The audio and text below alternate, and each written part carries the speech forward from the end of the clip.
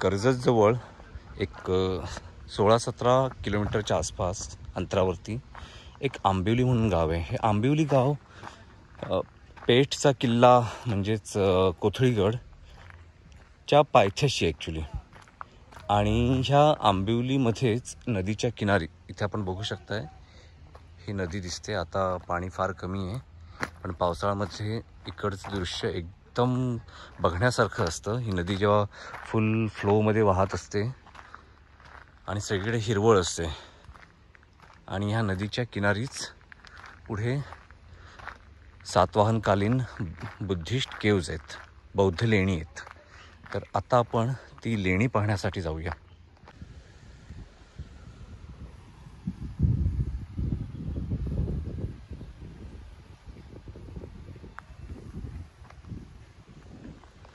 नदीच्या पलीकडे समोर हा जो डोंगर दिसतोय आणि हा इथे वरती जो सुळका दिसतोय हा आहे तुंगी किल्ला.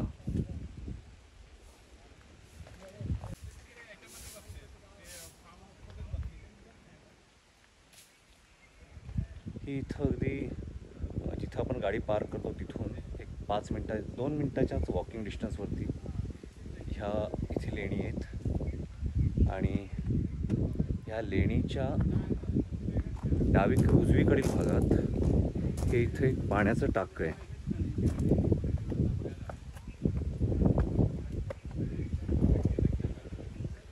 हे इथं पाण्याचं कोरीव टाकं आहे.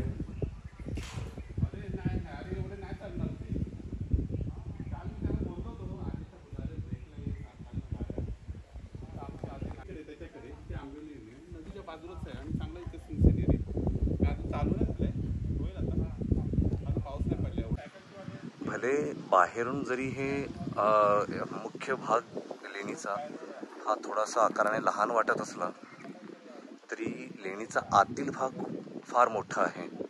तर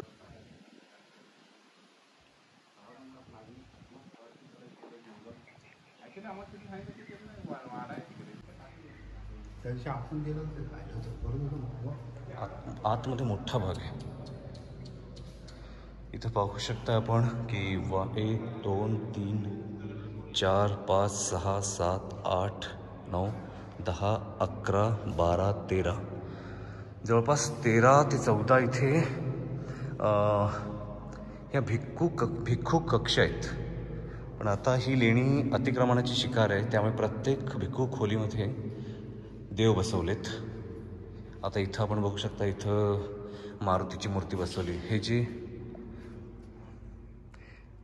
जो स्तूपाचा भाग होता तिथे आता हा चौथरा हे बनवून त्यावर मारुतीची मूर्ती बसवली. इकडे इथे मला वाटतं हे विठ्ठल रखुमाईच्या मूर्त्या बसवल्यात.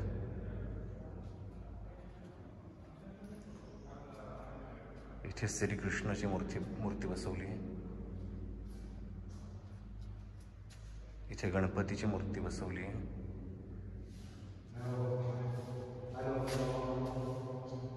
हा भिक्खू कक्ष आता अजून मोकळा आहे.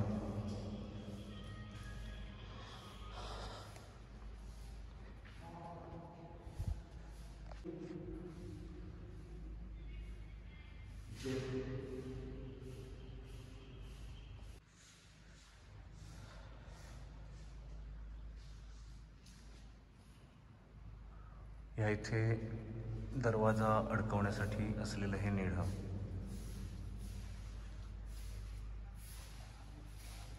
ही पाली लिपी होती, ती लिपी एक सरळ लिपी होती, पण ती कॅलिग्राफीमध्ये हा करायचा प्रयत्न केलेला आहे. आणि हा दुसरा शिलालेख त्यामध्ये अर्धवट राहिलेला आहे.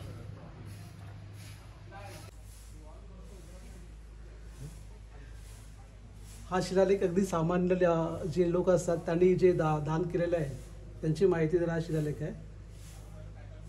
त्याची लिपी एकदम अस्पष्ट झालेली आहे, पण हा इथपर्यंत आहे. याच्यामध्ये टोटल 1 2 3 शब्द आहेत.